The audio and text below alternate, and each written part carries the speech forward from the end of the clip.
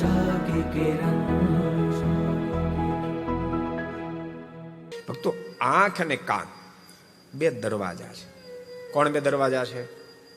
આંખ અને કાન બે દરવાજા છે. એમાંથી સારી પણ એન્ટ્રી લઈ શકાય છે, નબળી પણ લઈ શકાય છે.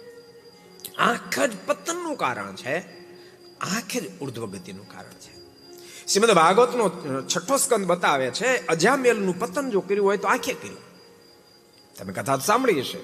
અજામલ એક દાડો મહાન પિતૃભક્ત માતૃભક્ત હતો, એક પત્ની વ્રત રાખનારો પવિત્ર ભૂદેવ બ્રાહ્મણ હતા. પરંતુ એક દાડો યજ્ઞ માટે સમિધ લેવા જતા હોય અને એક વેશ્યા નારીની સાથે કામી પુરુષની ક્રીડા કરતા આંખે જોયું અને વિચાર બદલ્યો, અંતસ્કરણ બદલ્યું, જીવન બદલ્યું. માત પિતાને ઘરમાંથી કાઢી મૂક્યા, પોતાની પત્ની કાઢી મૂકી, ગણિકાને પોતાના ઘરમાં બેસાડી. એમ શ્રીમદ ભાગવત બોલે છે. આંખ એને જાળવવી બહુ જરૂર છે.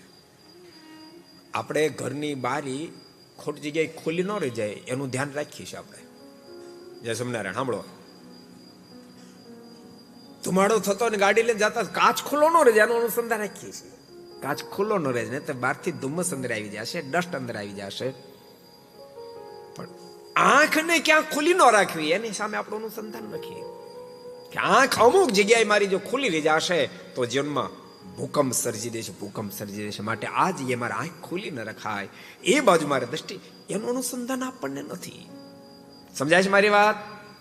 યુવાનો બધાને કહું, જેટલા ઘર સાંભળે બધાને કહું છું, આપણે તો ભારતીય સંતાનો છીએ.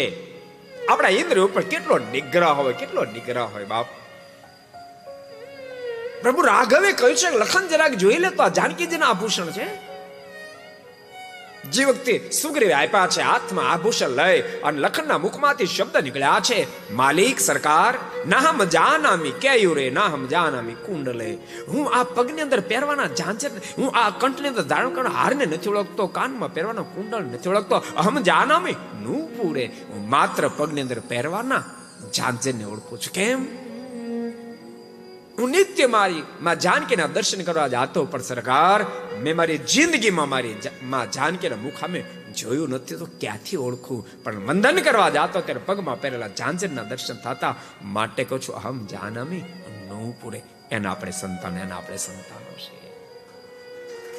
ભક્તો, ભારત વર્ષની કેટલી ઊંચાઈ છે તમે કલ્પના કરો. લખનજી તો મહાન વિભૂતિ પાત્ર છે, પણ સૌરાષ્ટ્રનો એક લૂંટારો વ્યક્તિ જોગીદાસ. કોઈ નારીની ઉપર દ્રષ્ટિ પડે તો આંખમાં મરચું આંજે, ચટણી, મરચું ખાંડેલું મરચું ચટણી આંજે. તમે એ આદેશ. માટે યુવાનોને ખાસ કહું છું, યુવાન દીકરા દીકરીઓ પોતાની દ્રષ્ટિને ખૂબ કાબુમાં રાખશો. આંખ કાન ઉપર ખૂબ વિજય પ્રાપ્ત કરશો. આંખ અને કાન ઉપર જેણે વિજય પ્રાપ્ત કર્યો છે એ સાચો વિજયી વ્યક્તિ છે.